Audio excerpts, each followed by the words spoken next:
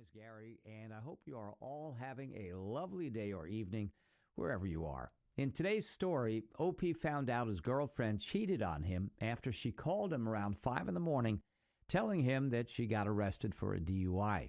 When OP asked her what happened, she told him a story that didn't sound right. What OP discovered in her car next was absolutely shocking and proved she was lying. Let's get into today's story. Hey, first time ever doing anything like this. I felt very broken for 2 weeks since Discovery Day. I will start with how everything came crashing down, then tell you what troubles followed. I guess I'm just looking for opinions and advice, since I don't have many friends and I'm embarrassed to speak with them about it. My girlfriend and I have been together for 8.5 years and have a 2.5-year-old little girl. I had my suspicions for years, but within the last 4 months, I've been checking her Facebook page through an old phone that was still logged in. What I noticed first that was a little troubling was her reaching out to guys for conversation.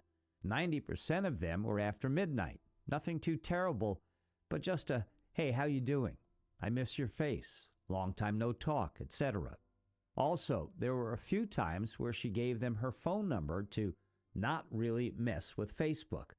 I didn't have proof that she was cheating and didn't want to bring it up to her that I was invading her privacy, so I said nothing for the time. I would check in on Facebook every few weeks periodically. I started to notice deleted messages. They would pop up as a notification, but when you go to pull it up, they were deleted. We met while partying way back when we were younger. I had slowed down as I had gotten a decent job that required me to work more hours. She had not slowed down much and was going to the bar every weekend. This was a neighborhood bar that a lot of friends in our circle, mostly hers, and I guess you can say acquaintances of mine, would go to. 70% of the time, her brother or good guy friends were with her, so for the most part, I felt comfortable with her being there without me. In November, I called her at about 10 o'clock to see where she was and if she was on her way home to me and our daughter. The store where she worked closed at 9 o'clock. She then texted me and said she was swinging by the bar for a few drinks. I was disappointed, but it wasn't unusual. My daughter finally fell asleep at around 11 o'clock, and I had worked since 3 in the morning that day, so I fell asleep with her. I woke up at 4:30, and she still wasn't home. She normally stays up until 5 a.m. This has happened before, but I'm still concerned, so I called her. She answers the phone drunk and says it's not good. She said she's talking to the cops and she has to get off the phone. I asked her where she's at so I could maybe help with the situation and at least keep the car from getting towed. She was with a guy bar friend of both of us and her brothers and said she was taking him home, so she said somewhere around his house. After talking to her brother and trying to find her, we finally pull up to the scene. She was arrested and being brought to jail for DUI. The car was already being towed and her guy friend was in the truck with her brother. The car was off in some random neighborhood nowhere near the guy's house and was reported as a suspicious vehicle that was left running. It being very late at night and trying to deal with the situation at hand, I was just trying to get my child's mother out of jail and get my car back. I talked to her brother after I had gotten home and got the guy's side of the story, according to her brother. After I had bonded her out of jail and talked to her to get her side of the story, they didn't match up. Both were lying. I knew something was wrong. I told her immediately that's not what I heard happened. Then she just chalked it up to, I don't remember. I was drunk. I brought her home and she stayed at the house with our daughter while I went to get the car out of impound with her brother. On the ride there, I told him that the two stories don't match up and he had his suspicions but didn't want to jump to conclusions. I go get the car, and when I opened the door, I found her panties sitting there on the seat. My heart sank to the floor. I showed her brother, and he still had suspicions and said he was going to figure it out from the other guy. After I brought the car home, I went into the laundry basket to see if she came home with any panties, and she didn't. I brought her outside and asked her about it. She had just recently stayed the night at her dad's and said that the cops went through her bag of clothes.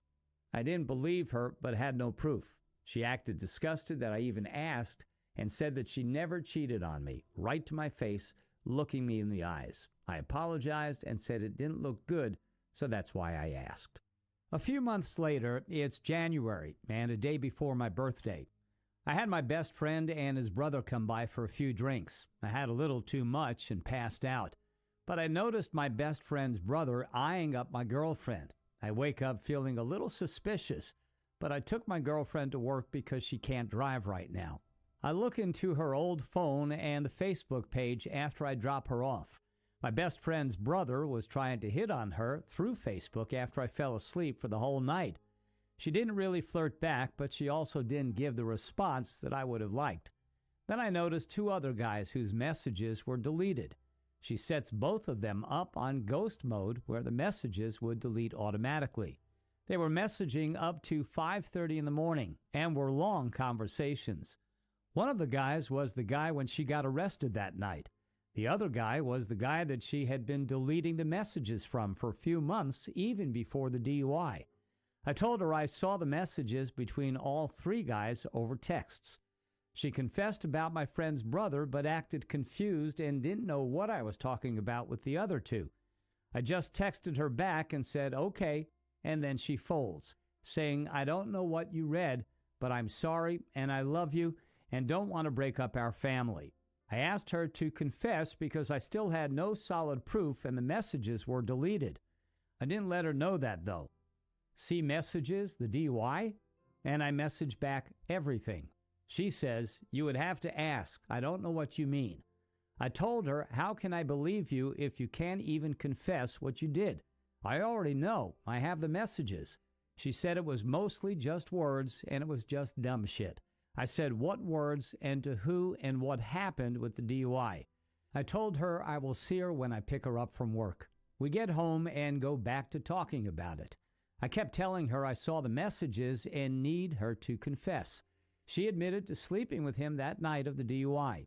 And the other guy that she's been deleting the messages from has been just saying dumb shit.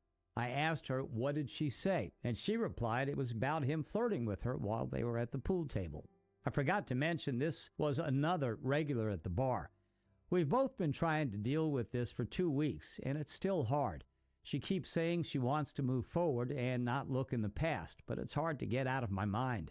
All of the lies and the betrayal. I did everything I could have for our relationship.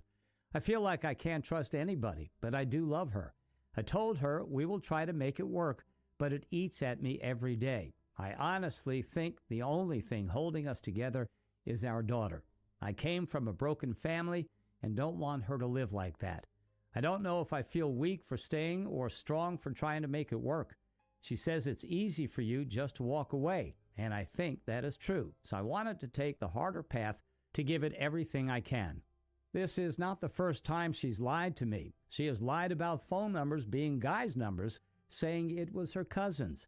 She has also lied about where she was at. Her brother called me to say she was up to no good, that I should go check on her. I pull up to the bar at the same time as her with another guy in her car. She drove away and said it was nothing, but her actions didn't tell me that.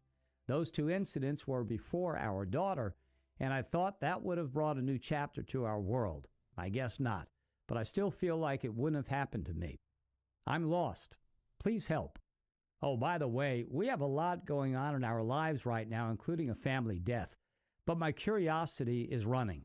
I want to reach out to the guy and find out exactly what was going on. Is that a bad idea?